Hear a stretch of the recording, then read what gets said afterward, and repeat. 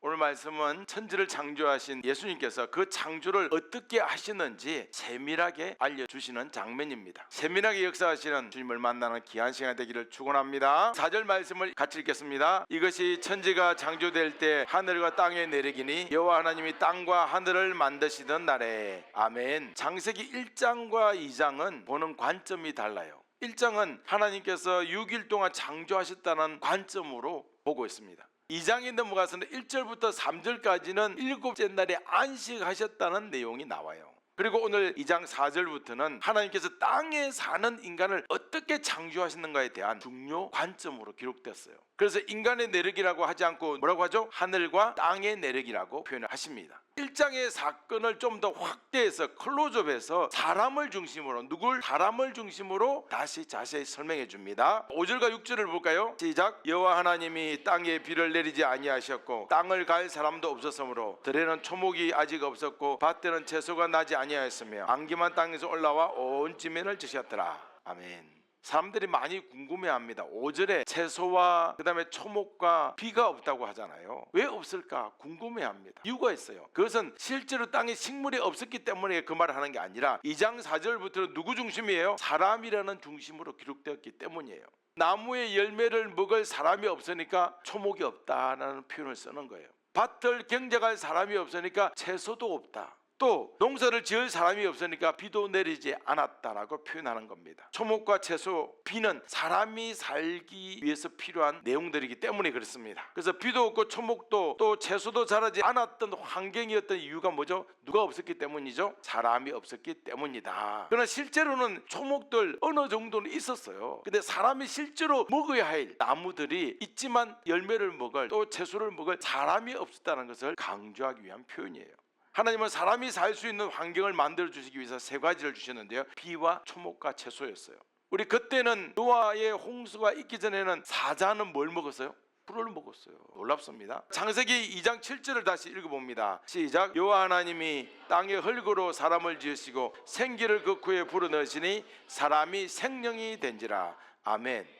흙을 좀 줄이면 티끌이에요. 이 티끌을 뭐라고 하냐면 영어로는 더스트라고 그래요. 먼지라고 그래요. 그러니까 흙은 티끌과 먼지와 같은 그런 뜻이죠. 아주 보잘것없는, 인간이 얼마나 보잘것없는 존재인지를 알려주는 단어가 이 흙, 더스트예요. 하나님은 사람과 짐승을 동일하게 흙으로 창조했습니다. 사람은 존재 자체만 따지고 보면 짐승하고 크게 다르지 않아요. 사람이 존귀한 이유는 하나님의 생기가 그 속에 들어왔기 때문이에요. 생기는 하나님의 영입니다. 하나님의 형상으로 창조된 존재는 하나님의 영이 함께합니다. 하나님의 영이 들어오면 먼지 같고 티끌 같은 존재라고 할지라도 존귀해집니다. 인간에게는 육체와 정신과 영혼, 이 세 가지가 있는데요. 이것은 인간이 만들어질 때부터 기본적으로 내재되어 있는 요소예요. 흙으로 동물을 만들었어요. 만든 그 순간에 그 속에는, 동물 속에는 육체와 정신이 같이 들어있어요. 영혼이 아니고 육체와 정신이 같이 들어있는 거죠. 자, 이해가시죠? 그러면 사람을 만들고 난 데는 뭐가 있는 거죠? 육체와 정신과 영혼이 같이 있는 거예요. 이 영혼은 누구의 영혼이에요? 인간의 영혼이에요.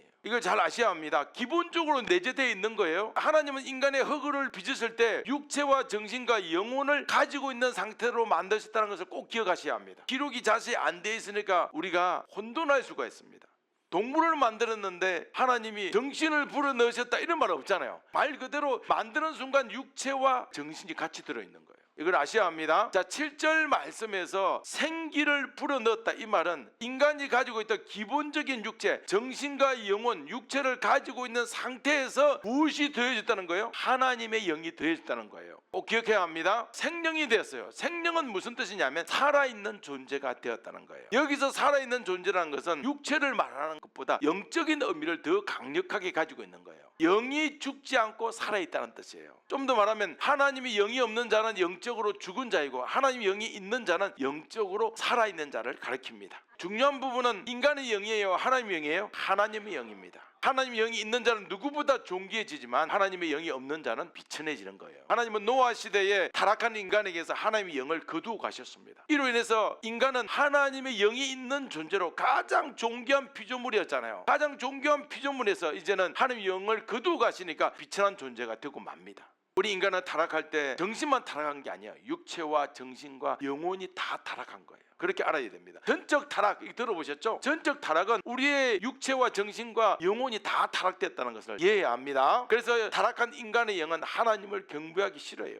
타락한 인간의 초악한 영혼은 하나님보다 자신을 더 사랑하게 되어 있습니다. 인간은 언제나 하나님 중심으로 살기보다는, 하나님 중심으로 생각하기보다는 인간 중심으로 모든 것을 판단하고 결정하고 싶어 하시는 거예요. 그렇게 모든 내 인생을 내가 결정하고 싶은 것이 인간입니다. 예수님은 하나님의 영이 떠나고 타락한 영혼 외에는 가진 것이 없는 이 죄인들을 긍휼히 여기셔서 이 땅에 내려오셨습니다. 그래서 우리는 기도할 때 예수님, 저는 타락한 인간의 영 외에는 가진 것이 전혀 없는 자입니다, 이런 고백을 해야 되는 겁니다. 이것이 바로 회개예요. 같이 한번 읽어볼까요? 시작. 예수님, 저는 타락한 인간의 영 외에는 가진 것이 없는 자입니다. 아멘. 이렇게 회개를 해야 합니다. 나는 예수의 영이 없는 자라고 솔직하게 고백해야 합니다. 예수님은 우선적으로 타락하는 인간의 죄악을 없애주기 위해서 인간의 모든 죄를 대신 짊어지시고 십자가에서 죽으셨습니다. 예수님은 죽으신 지 3일 만에 부활하심으로 모든 사망 권세를 이기신 뒤에 다시 낙심해 있는 제자들에게 찾아오셨어요. 부활하신 예수님께서 제자들에게 주신 선물이 뭐예요? 성령이에요. 자, 요한복음 20장 22절 보십시오. 같이 읽어볼까요? 시작. 이 말씀을 하시고 그들을 향하사 숨을 내쉬며 이르시되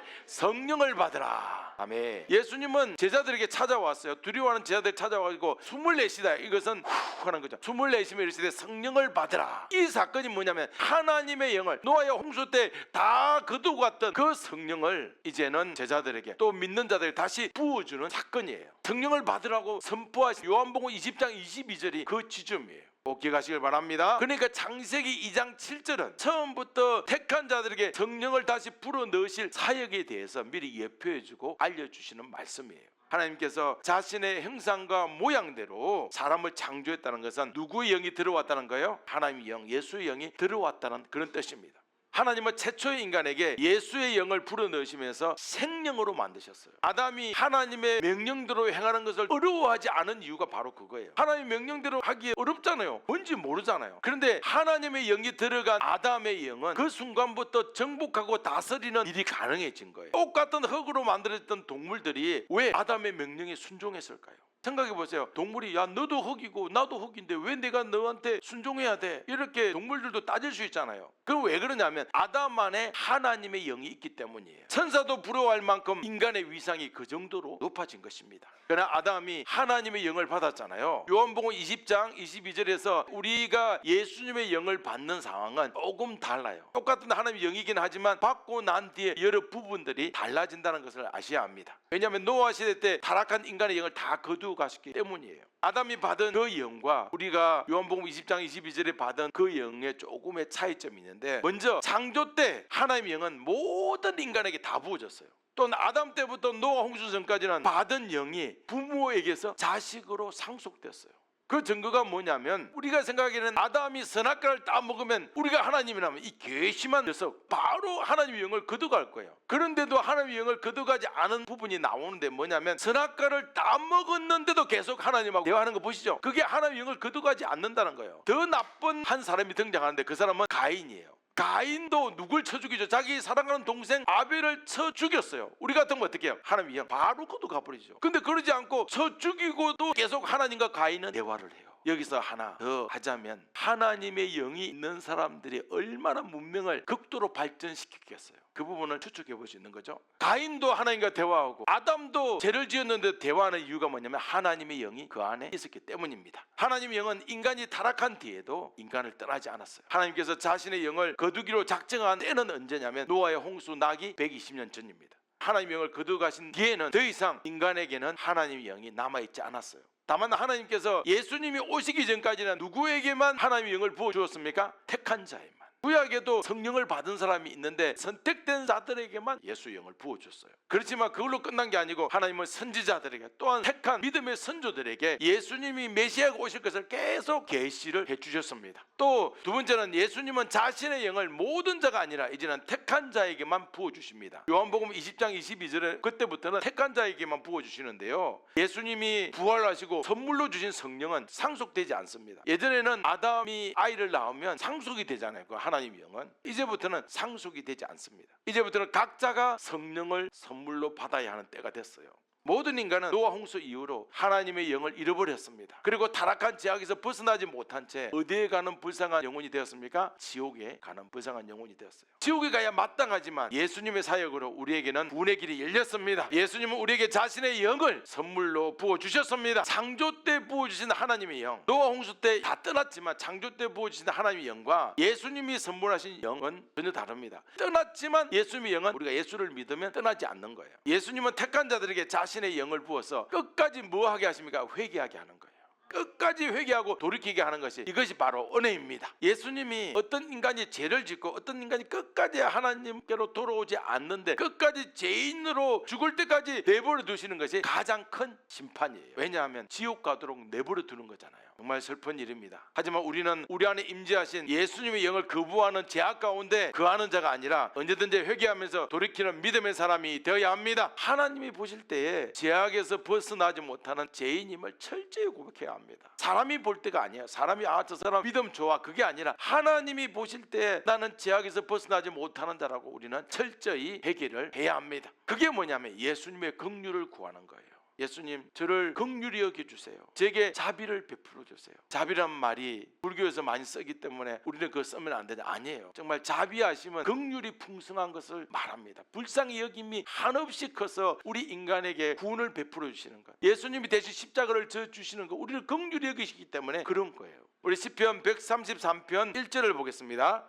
형제가 연합하여 동거함이 어찌 그리 선하고 아름다운고. 아멘. 똑같은 흙으로 만들어져도 동물과 사람과의 차이는 뭐죠? 그 안에 하나님의 영이 있는가 없는가, 그것입니다. 그것에 결정되죠. 동물은 육체와 마음만 존재합니다. 인간은 영, 혼, 육이 다 존재합니다. 하나님이 생기를 사람의 코에 불어넣었을 때 예수님의 영이 사람 안에 들어간 거예요. 그러면 우리 안에는, 예수 믿는 사람은 우리 뭘로 돼 있죠? 육체, 그 다음에 정신, 인간의 영, 그리고 예수님의 영, 이렇게 돼 있는 거예요. 하나님의 영이 들어오면 기존의 우리 사람의 영과 사람의 영 옆에 예수님의 영이 동거하는 상태예요. 그러니까 오늘 시편 133편 1절 말씀에 보라, 형제가 연합하여 동거함이 어찌 그리 선하고 아름다운고 할 때 여기서 형제란 사람과 사람이 아니라는 얘기예요. 형제의 연합이란 뭐냐 하면 성도의 영과 예수님의 영이 동거하는, 같이 있는 상황을 뜻합니다. 성경은 사람과 사람의 관계에 대해서 말하는 것이 아니에요. 우리의 영과 예수님의 영이 함께 거하는 모습이 얼마나 아름다운지를 말하고 싶어하는 것입니다. 이 두 영이 동거하는 상황은 예수님의 영이 우리 안에 들어왔을 때만 가능합니다. 두 영이 연합하는 모습에서는 죄악으로 물든 인간의 영혼을 사랑으로 덮으시는 예수님의 그 긍휼하심, 우리 모든 인간의 죄를 예수의 보혈로 덮어주시는 하나님이 인간을 사랑하는 극명하신 긍휼하심이 나타나는 거예요. 성경은 예수님의 영이 인간에게 들어가는 이 귀한 연합이 얼마나 선하고 아름다운지 우리에게 알려주고 싶어 하십니다. 그러나 노아 홍수 때 하나님의 영을 사람에게서 다 거두어가요. 그 결과로 우리 인간은 인간의 영만 소유하게 되었습니다. 껍데기뿐인 아주 비참한 존재가 되죠. 하나님의 영이 없으니까. 하나님의 거룩한 영이 타락한 인간과 함께 동거하지 못하고 인간을 떠났습니다. 그래서 이제 인간은, 인간에게 주어진 그 영은 이제 상속이 되지 않고 각자 개별적으로 임하게 되는 것입니다. 따라서 예수님이 부활하신 이후에 제자들에게 성령을 부어주시는 이 사건, 요한복음 20장 22절이 매우 중요합니다. 꼭 기억하시길 바랍니다. 영을 받지 못한 자는 절대로 구원에 이르지 못해요. 누군가가 나는 성령의 임재를 받고 싶습니다, 그렇게 간절함이 있더라도 아무에게나 성령은 들어가지 않고 택한 자에게 들어가게 됩니다. 그래서 성령 충만이 뭐냐면, PPT를 보시죠. 성령 충만, 하나님의 영이 내 안에 들어와 나의 타락한 영혼까지 완전하게 컨트롤하는 상황, 이것이 바로 성령 충만입니다. 하나님의 영이 내 안에 들어와서 나의 타락한 영혼, 내 인간의 영혼도 있잖아요, 내 영혼까지 완전하게 컨트롤하는 것이 바로 성령 충만이에요. 타락한 인간은 하나님의 영이 내 안에 들어오는 것을 본능적으로 거부합니다. 우리는 성령 충만을 달라고 하는데 죄인들은 성령이 내한테 들어올까 봐 두려워하는 거예요. 엄청 무섭습니다. 노아의 홍수 이후로 하나님의 영이 모든 인간을 떠났기 때문에 우리는 각자가 성령을 받아야 합니다. 로마서 17장 18절부터 24절에 보면 사도 바울은 자기 안에 인간의 영과 성령이 싸우는 영적 상황을 극렬하게 표현하는데요. 18절을 같이 한번 읽어봅니다. 내 속 곧 내 육신에 선한 것이 거하지 아니한 줄 아노니 원함은 내게 있으나 선을 행하는 것은 없노라. 그러니까 자기는 정말, 사도 바울은 선을 행하고 싶어요. 선을 행하기 원하는 예수님의 영과 악하게 행동하도록 만드는 인간에게 자기 안에서 계속 싸우는 거예요. 여러분 생각해 보세요. 인간의 영과 하나님의 영, 성령이 싸우면 우리 생각할 때는 누가 이길 것 같아요? 당연히 성령이 이긴다고 생각하죠. 그런데 사도 바울은 22절 23절 읽어보면 계속 나는 내 안에 내 육신의 영이 이긴다고 가슴을 칩니다. 이 말은 뭐냐면 이것은 내가 아무리 노력해도 성령을 거부하는 자신의 죄악이 얼마나 큰지를 표현하는 단어예요. 성령이 들어오는 것을 너무너무 싫어하는 이 악한 본성을 가지고 있다는 표현을 하는 거예요. 그러면서 처절하게 한탄을 하죠. 7장 24절입니다. 오라 나는 공고한 사람이로다. 이 사망의 몸에서 누가 나를 건져내랴. 여러분 누가 나를 건져내겠습니까? 이 죄악에서 벗어나지 못하는 바울과 우리를 능히 건져줄 수 있습니까? 오직 한 분 외에는 이 일을 감당할 수 있는 자는 없습니다. 오직 그분은 예수 그리스도 있습니다.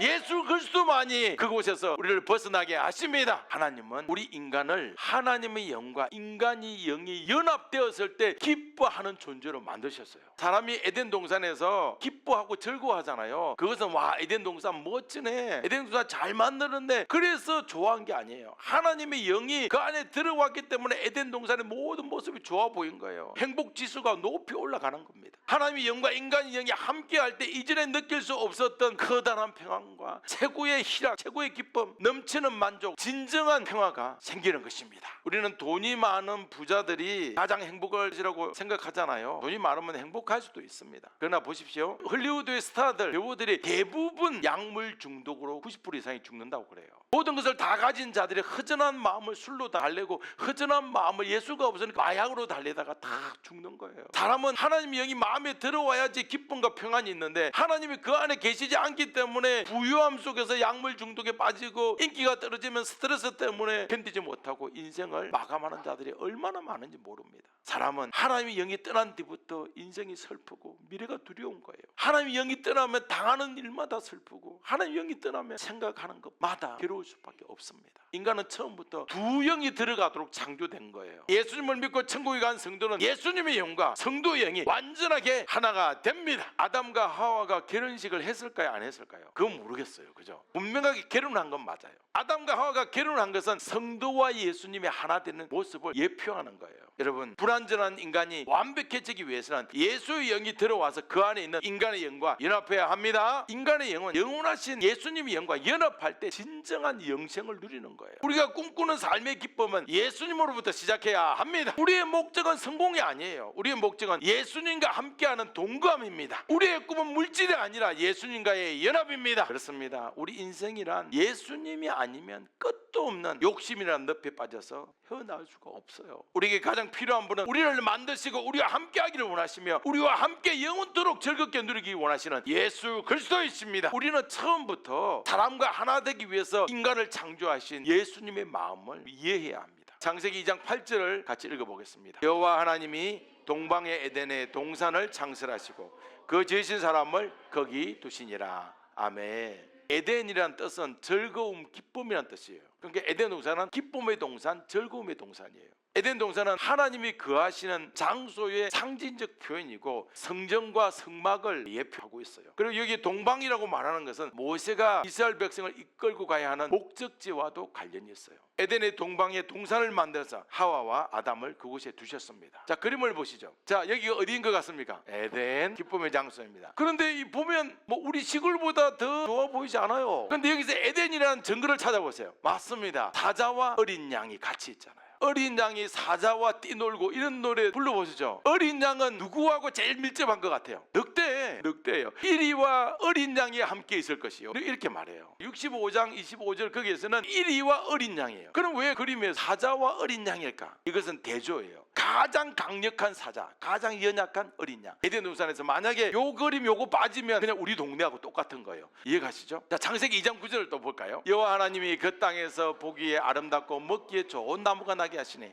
동산 가운데에는 생명나무와 선악을 알게 하는 나무도 있더라. 아멘. 하나님은 아담과 하와를 위해서 보기에도 아름답고 먹기에도 좋은 나무를 많이 나게 만들었어요. 그래서 다양한 과일을 아담과 하와는 많이 따먹었어요. 근데 에덴 동편에 동산 한가운데 나무 두 그루가 있었어요. 한 나무는 뭐죠? 생명을 주는 생명나무, 또 하나는 선악을 알게 하는 나무였어요. 여기서 이제 중요합니다. 생명나무와 선악을 알게 하는 나무는 모두 이름 그대로 이루어진다는 특징이 있어요. 생명나무 열매를 먹으면 늙지도 않고 죽지도 않습니다. 근데 아담과 하와는 생명나무 열매를 몇 번 먹었을까요? 많이 먹었어요. 근데 요즘 자유주의 신학자들은 한 번만 먹었을 것이다 이렇게 생각해요. 한 번 먹으면 그거 영원하니까. 아니에요. 계속 먹습니다. 한 번 먹어도 되지만 금지하지 않았잖아요. 계속 따 먹는 거예요. 원할 때마다 생명나무 열매를 따서 먹었어요. 자, 그런데 요한계시록 22장에도 이 말씀이 나와요. 무슨 나무가 나오겠어요? 생명나무가 나와요.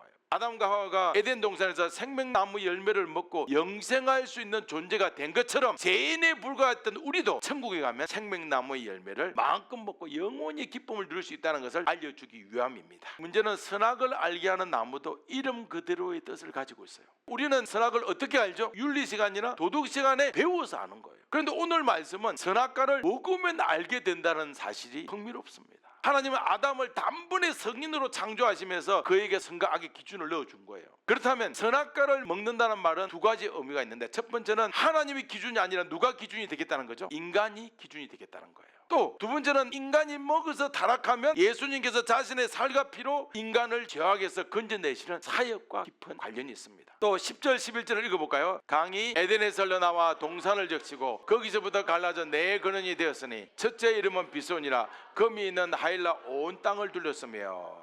강은 우리가 생각하는 강의 개념과 조금 달라요. 그 발원지가 어디죠? 강이 에덴에서 흘러나와서 샘이 나온 거예요. 셋째 날 물이 지구를 덮었잖아요. 그리고 반은 위로 올라가고 남은 물이 여전히 덮고 있으니까 어떻게 해요? 땅속으로 스며들고 육지가 드러나게 되잖아요. 그러면서 조금 지표가 완전히 바뀌지 않고 물이 흘러내리면서 썰어가니까 어느 곳에는 또 쌓이고 퇴적 효과가 조금은 나타나요. 계속해서 2장 12절부터 14절 시작. 그 땅의 금은 순금이요 그곳에는 베들리엄과 호마노도 있으며 둘째 강의 이름은 기온이라 구소 온 땅을 둘렀고 셋째 강의 이름은 히데길이라 아스로 동쪽으로 흘렀으며 넷째 강은 유브라데더라. 이 강들은 지금 아무리 찾아도 찾을 수가 없어요. 자, 그림을 하나 보시죠. 많은 사람들이 여기가 에덴의 장소였을 것이다. 그러면 여기가 발원지라면 저 위로 올려야죠. 위로. 근데 실제로는 어떻게 흐르고 있냐면 발원지가 저 위에서 아라라트산 저곳에서 흘러서 터키를 거쳐서 흘러내려오는 거예요. 그러니까 전혀 다르다는 거예요. 그러면 강 이름은 뭐냐? 사람들이 아직도 기억이 남아있잖아요. 정확한 그 위치는 모르지만 이 강을 유프라데스 강이다,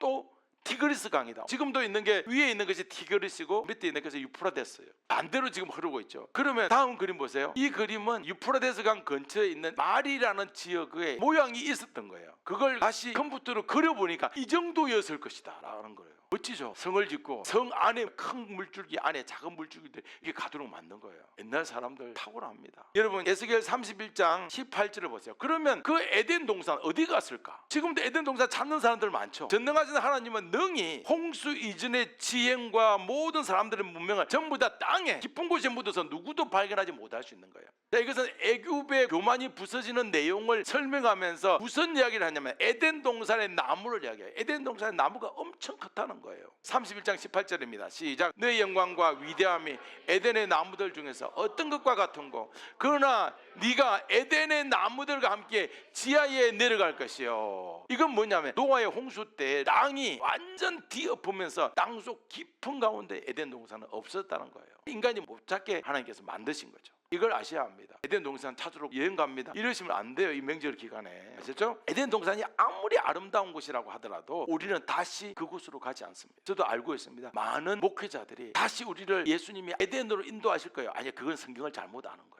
그런 사람 종종 있습니다. 에덴 동산은 아담이 거하던 인간의 집이에요. 타락한 인간은 천사들, 그룹들, 또 두루 도는 화영금, 불칼로 지키고 있는 에덴 동산으로 다시 들어갈 수 없는 거예요. 예수님은 타락한 우리를 인간의 집이 아니라 하나님 집인 천국으로 데려가십니다. 하나님은 아담을 창조하시면서 지혜와 지식을 주었습니다. 그 지혜와 지식이 뭐냐면 세상을 정복하고 다스리는 것과 동시에 하나님이 누구신가에 대한 지식이었어요. 얼마나 놀랍습니까? 아담은 계시가 열렸습니다. 그렇게 오늘 등장하는 순금, 베들리엄, 호마노, 아담은 다 알았어요. 또 여러분 생각해 보세요. 창세기를 누가 썼죠? 모세가 썼잖아요. 모세가 광야 40년 그 기간에 썼거든요. 모세는 순금은 봤겠지만 베들리엄과 호마노는 어떻게 알았겠어요? 계시가 열리니까 쓸 수 있는 거예요. 그 유명한 우리 요한계시록 22장 1절을 봅니다. 시작. 또 그가 수정같이 맑은 생명수의 강을 내게 보이니 하나님과 및 어린 양의 보좌로부터 나왔어. 아멘.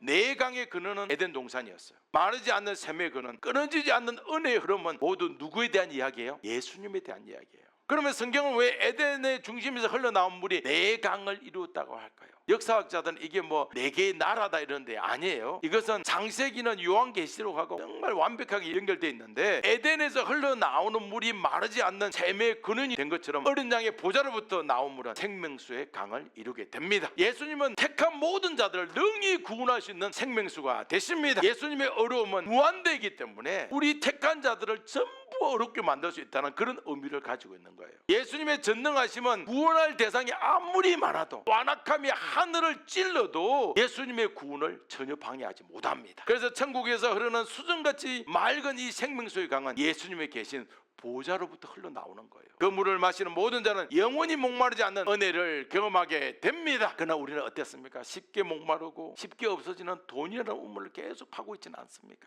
한계가 명확한 인간의 어려움이라는 물길을 우리는 찾고 있습니다. 예수님은 연약한 우리가 더 이상 구할 물도 없을 때까지, 결국은 아무것도 없을 때까지 기다리신 후에 값없는 생명수를 마실 수 있도록 우리를 부르십니다. 우리 인간은 어떻습니까? 우리는 더 이상 기댈 것도 없고 더 이상 바라볼 대상도 없을 때야 비로소 예수님을 찾는 추악한 존재들입니다. 그럼에도 불구하고 예수님은 연약한 우리 믿음을 탓하지 않으시고 영원한 생명의 근원이 되어주시는 자신의 영을 부어주십니다. 이 4강의 근원은 에덴의 중심이고 생명수의 근원은 어린 양의 보좌예요. 우리가 누리는 모든 축복의 근원, 모든 은혜의 근원은 누구입니까? 예수 그리스도이십니다.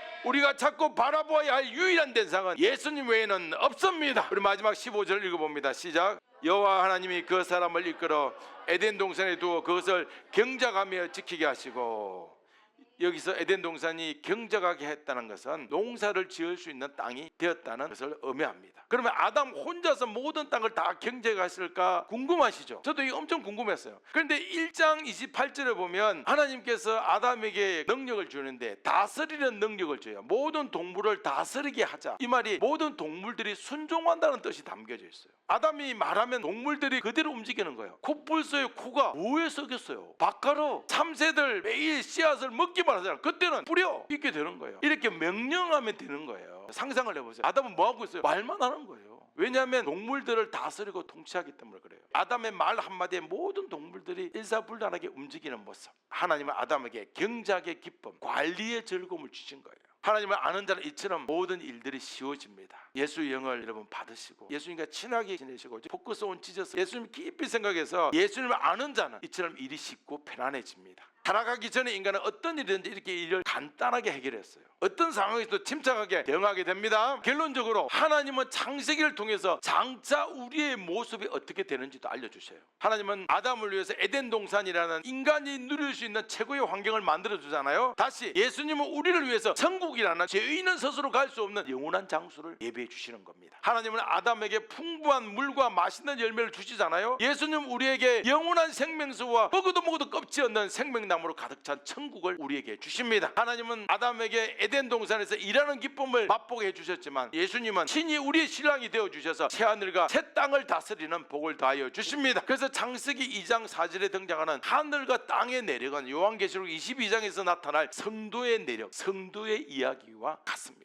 그래서 예수님은 시작과 끝이 동일하신 분이에요. 아담이 받은 복, 우리가 받을 복은 차원이 달라요. 아담은 에덴 동산의 모든 동물들이 따르는 순종하는 복만 받았지만 우리는 천국에서 천사들이 수종드는 천사들을 다스리는 복을 우리는 받게 됩니다. 아담은 생명나무 열매 먹을 때마다 옆에 있는 선악과 보고 저거 한번 먹어볼까 하는 유혹을 계속 받지만 우리는 천국에서 예수님만 바라보고 그런 유혹이 전혀 없는 거예요. 아담이 받은 복도 매우 크지만 우리가 받을 복은 더 큽니다. 아담은 하나님의 음성을 듣고 대화했잖아요. 우리는 천국 가면 예수님의 얼굴을 직접 보면서 대화할 거예요. 우리의 내력은 멸망이 아니라 구원입니다. 우리의 남은 이야기는 죽음이 아니라 영생입니다.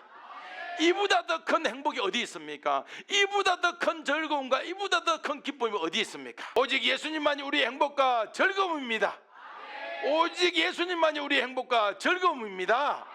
할렐루야. 사랑하는 여러분, 이번 주 명절 주간이에요. 예수님으로 말미암아 더 행복한 명절 주간이 되시기를 축복합니다. 우리 속에는 이미 인간의 영과 예수님의 영이 연합되었습니다. 여러분 이 자리에 있는 모든 분들은 정말 예수님의 영과 연합됐다는 것을 확신하시고 넓은 마음으로 예수님의 영과 연합된 얼굴로 주변 사람들에게 세대면 덕담해 주잖아요. 우리의 삶의 목적이 내 성공이 아니고 예수님과 연합이야. 우리의 꿈도 물질 아니고 예수님의 연합이라는 그런 자세를 가지고 덕담을 해주시는데 어떻게 합니까? 예수님이 당신을 사랑하십니다. 예수의 영이 함께 있는 연합된 자로서 넓은 마음으로 복음으로 덕담해 주시기를 주님 이름으로 축복합니다.